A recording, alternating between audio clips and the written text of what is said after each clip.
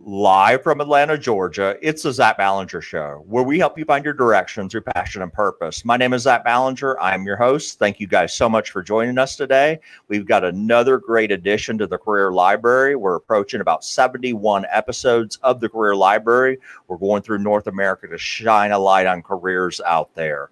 And so today, if you are joining the show, we are streaming live via YouTube. If you've got any questions for me or my guests, please enter them into the comment box. We'll make sure to get to them. Always before the show, I advertise who's coming on.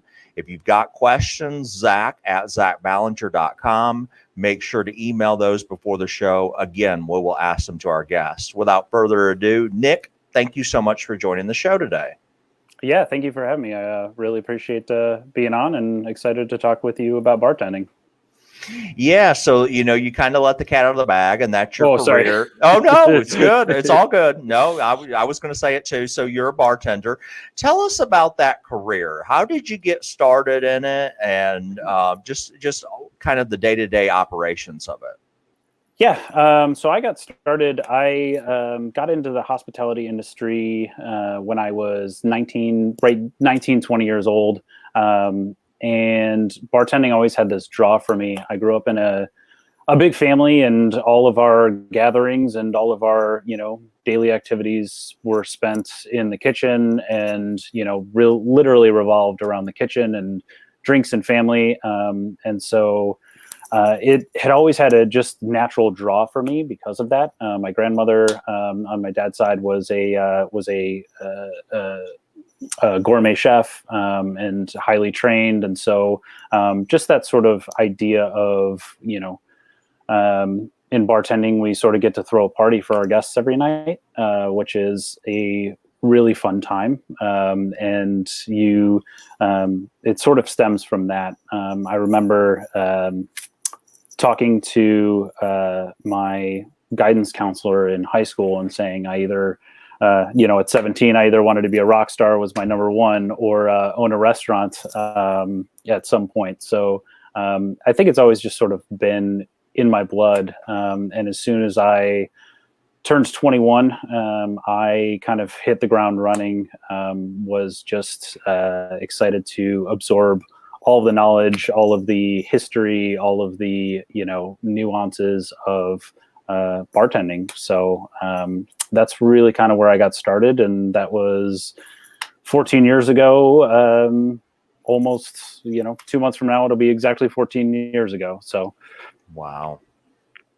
Incredible. So now, I think a lot of the people out there listening have this perception that a bartender just pours drinks and that's what you do. There's a lot more that goes into it. Explain about the career. So I think there's a difference, and especially speaking to what you talk about, which is, actually making bartending a career as opposed to just a job. I think that there is a very big distinction between the two.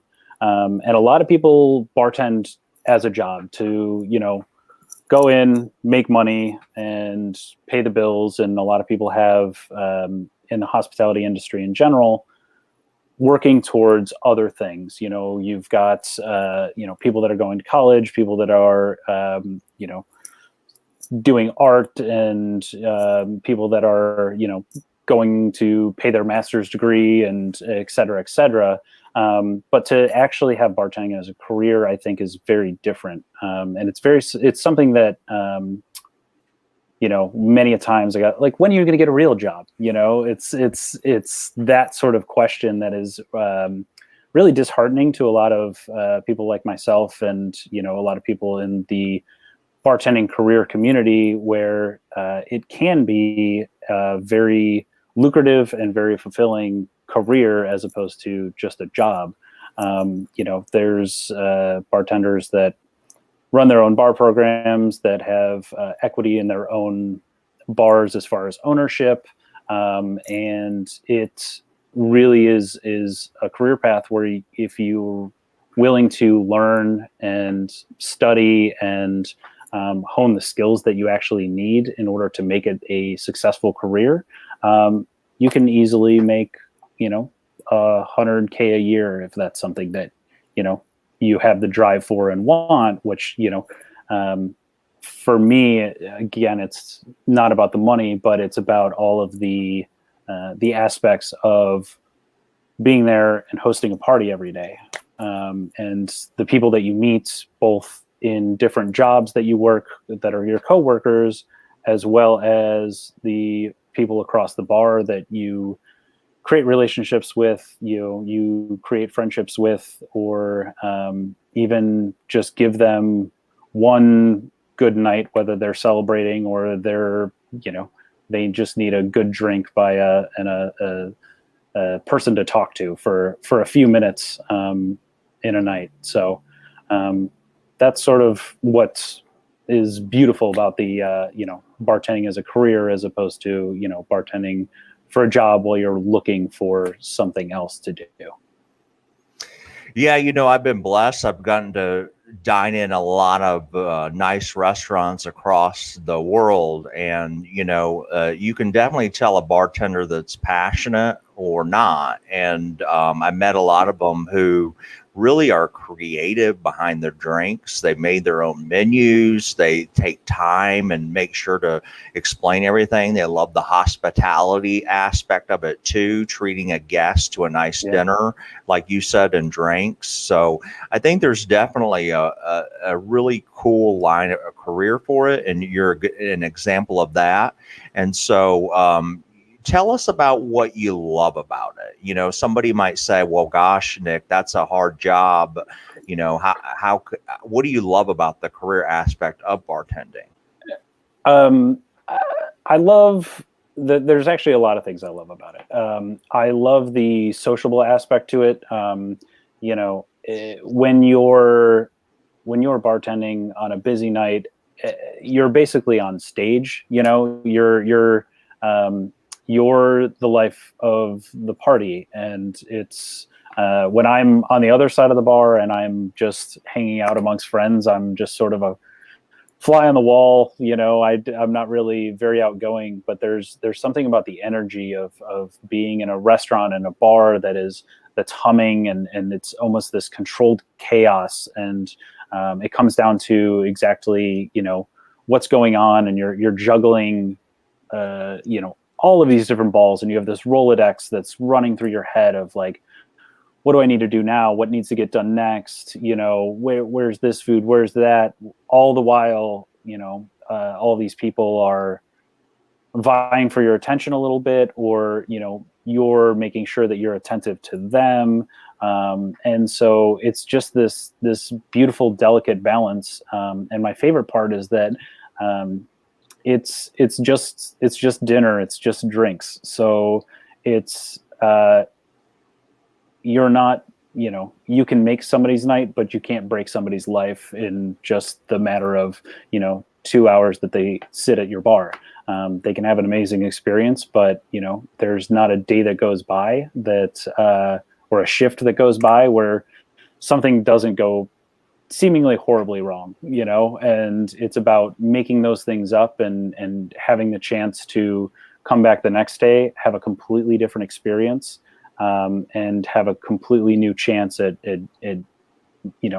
making everything perfect for those people that came in for to spend their hard-earned dollars to be wined and dined and entertained. So that's the beautiful aspect of it to me. Awesome. And, on the flip side of that, everybody has something that they don't like. Even if you love your job, there's always something you don't like. And so what's some of the tough parts of bartending? We probably can guess some rude customers would probably be in that equation, but what's some of the things that is difficult that people should know before they enter into this? I think a lot of it is the hours. The hours are long. It's a physically taxing job, and it's a mentally taxing job as well. You work on so many skills. You have to have so many skills in order to be good at the job. I had made just a list that a quick list that I'll just read off. Like in bartending, you're dealing with sales, organizational skills, communication, health and safety, crisis management, mathematics, food science, chemistry, custodial work, multitasking, teamwork, artistic creativity. Like that took me 10 seconds to write those down. And there's just so much more to the actual, at the end of the day, I had a host who was a wonderful girl. She was, I think, 19 at the time, was a college student, just, looking for make a few dollars to get through college. And, she was standing there and she goes, so your job is really just to pour liquids and engage in witty banter. And I kind of laughed and I was like, you know what, when it boils down to it, that's kind of true when you're just on stage. It's just, but doing that is sometimes exhausting and taxing and mentally taxing. And, there's, just it's customer service. And, especially when people are unhappy and not getting exactly what they're paying for, that's tough. And, everybody has ways to deal with that differently. And so I think that's probably the hardest aspect of the job, is to, just continue to meet expectations within the confines that you have and not let it wear you down. That's good. And I would imagine too, guys, if you're out there listening, I would say, Nick, you could probably agree with this. Most of the time when you think of bartending and you think of when a bartender works, it's usually on the weekends or at nights. And so remember that when you're out there, as far as like, are you willing to work those shifts? And maybe people like that, right? Is that tend to shifts that you work? Yeah. Or there's a lot of the night owl aspect to it. You can get into it and work in places and do almost the 9 to 5 sort of shift and find a busy place for lunch that is the aspect of bartending that you like. It's a place that you like. And that's another frustrating thing is, you're going into a business, and it really is for restaurants and bartending. It's about the environment. It's about your coworkers. It's bartending and running a restaurant or bar. It's a team sport. So you've got support staff, you've got managers, you've got workers. There's an incredible organization to it. That's why I said controlled chaos, is because you all have to be on the same team. And if you don't like the team that you're on, and there's, you're only as strong as your weakest link. And so, there's people that can pick it up and try and carry the team. But all in all, it's finding the right environment for you, in the aspect of, career bartending, I think is another one of the largest struggles. So. Makes sense. Yeah, totally. Thank you so much for sharing that. Now, you talked a little bit about high school and you talked about the guidance counselor, but let's go back further. If we were to go into a time machine, you were in 2nd, 3rd, 4th, 5th grade. Is there something you always dreamed about as a kid and being? It doesn't have to be bartending, but it could be anything. When I was younger, I was from a young age, I was very much into music, and I did go to school for a little while for jazz performance, for percussion, and that's a tough industry to break into, and I'm sure you're gonna eventually talk to a professional musician, or if you have. I have, yes. That's a tough one. I've always been attracted to the arts, just as a, just in general, you know, and again, more, I'm a terrible painter, and you don't want to see me draw anything.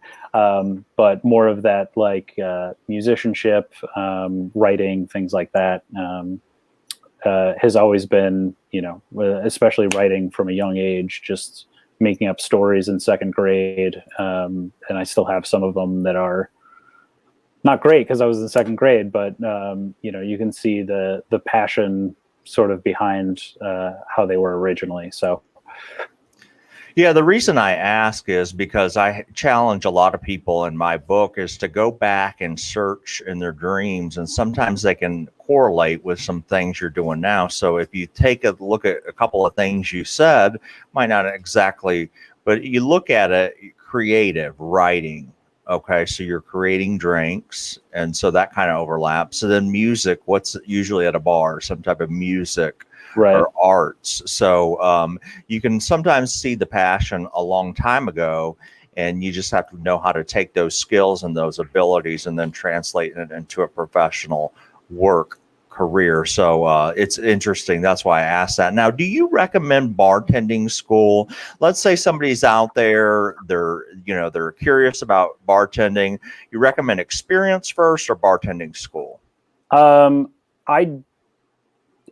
I don't really recommend bartending school. I don't have any experience with bartending school, but I think that there's programs that are out there that are incredibly beneficial that I've gone through.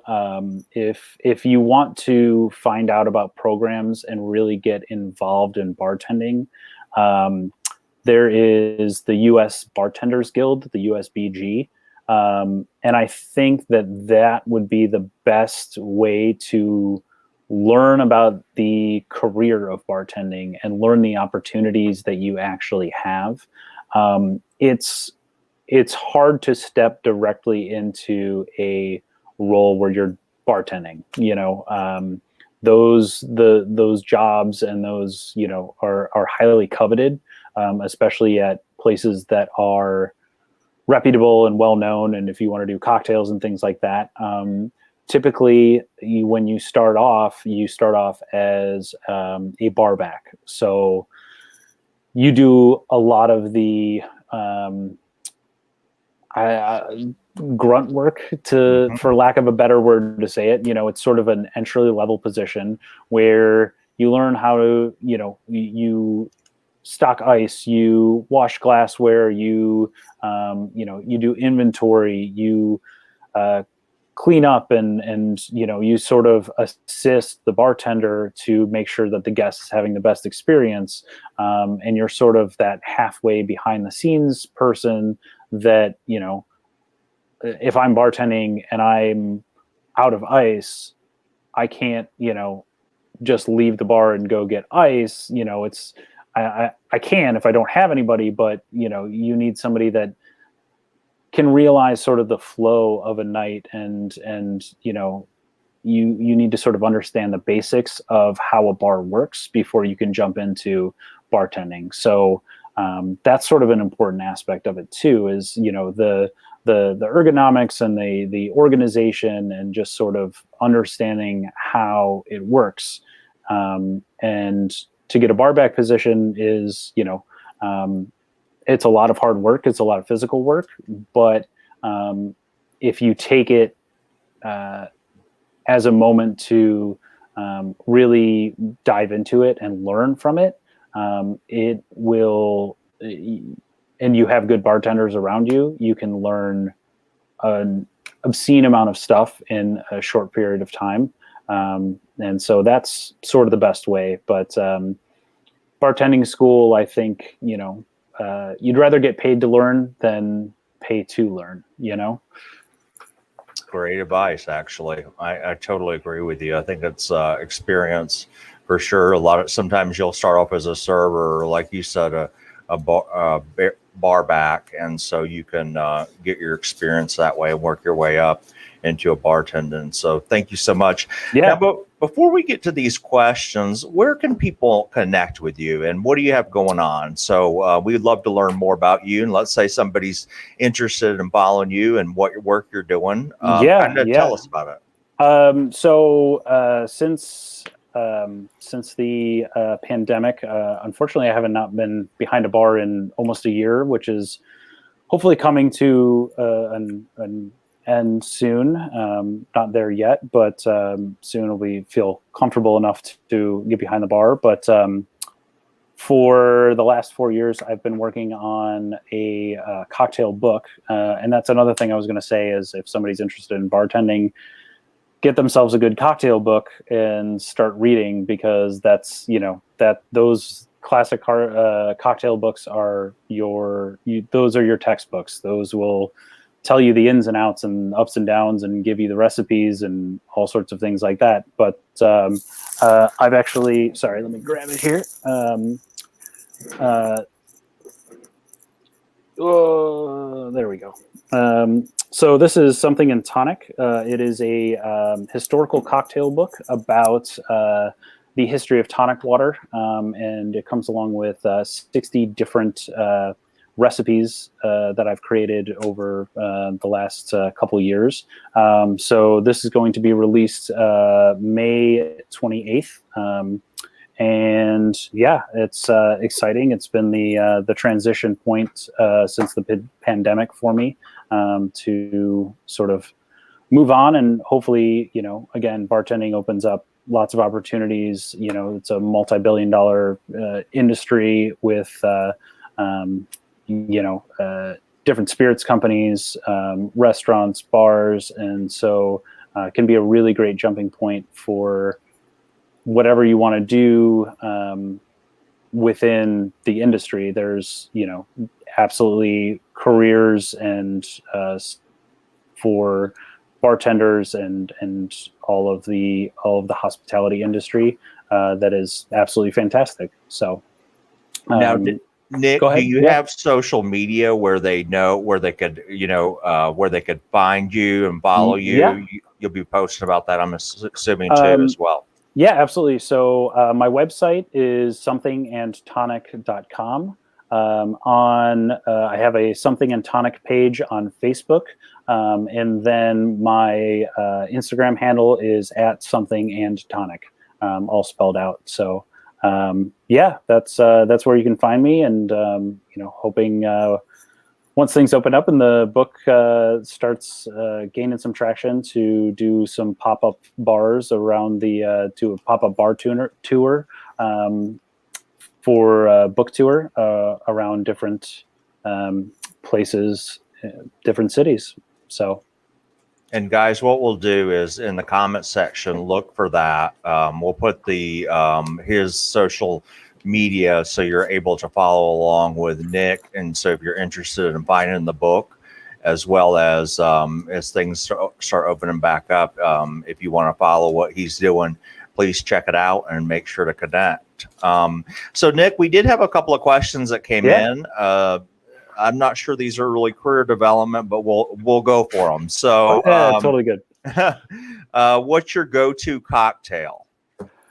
Go-to cocktail. If I want something light and refreshing, I'm usually either going with one of my favorite summertime drinks coming into summer is white port and tonic with a couple limes. It's very light ABV and super delicious to drink in any outdoor patio situation. Any other thing in tonic as well, since that's very on brand. But when I'm drinking other cocktails, I usually go with classics. So probably Negronis and Manhattans are my go-to cocktails when I'm drinking those. Again, another question that comes in, I don't career related, but what should I drink? Cool with me. No problem. So in your book, you mentioned you have 60 recipes in the book. Yep. What is your most popular drink that you've come up with? Most popular? I would say I don't know my most popular, but I'll tell you my favorites. So I was back in 2017 did the closing party. I was living in Charleston at the time for Charleston Wine and Food, and I was partnered with a beer company. So we did rye whiskey. I made a cherry simple syrup. I used some tonic syrup, which is like the essence of tonic, essentially, that you add soda. Typically, you add soda to in order to make it tonic water. But instead, I just used it as a syrup, and then we topped it with a sour cherry Belgian ale, and it was pretty delicious and probably my favorite.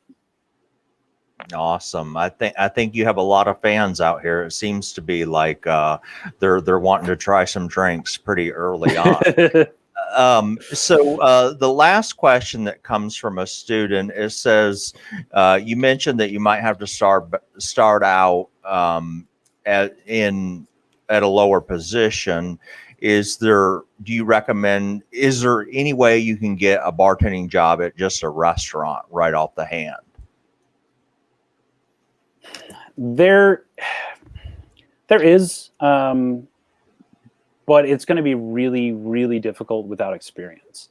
And I would, to be completely honest, I would say if you're getting a bartending position without prior experience at a restaurant, that is not a bar that I want to go to and have a drink.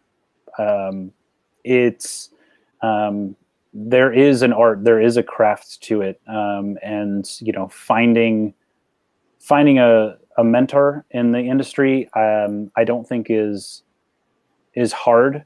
There's a ton of great people out there that are willing to, it's a very large, like, teaching environment. The more the more you can convey to the guests across the way. And I think, again, there is sort of this, it's a hill that you have to climb. If you're motivated enough and you're willing enough to make the commitment to it and work hard at that job, then there's infinite potential to move up incredibly quickly. But you've just got to have, the passion and drive and know, like, this is what I want to do. How do I get there? And there's plenty of people that will be more than willing to talk about it and help you out along the way. But again, if you just want to dive in head first without knowing how to swim, it might be a very poor experience. Well, this has been great. Thank you so much for coming on. We know you're busy, you're middle of a book launch. We appreciate your time, and thank you so much for sharing these insights. Yeah. And go ahead. Yeah. No, I was just going to say, I really appreciate allowing me to, sort of talk about bartending, which is one of my favorite things to do. So thank you so much for having me on. Awesome. Well, Nick, we appreciate it, guys. Until next time, this is another episode of the Career Library. We'll join you soon. Take care. Have a great day.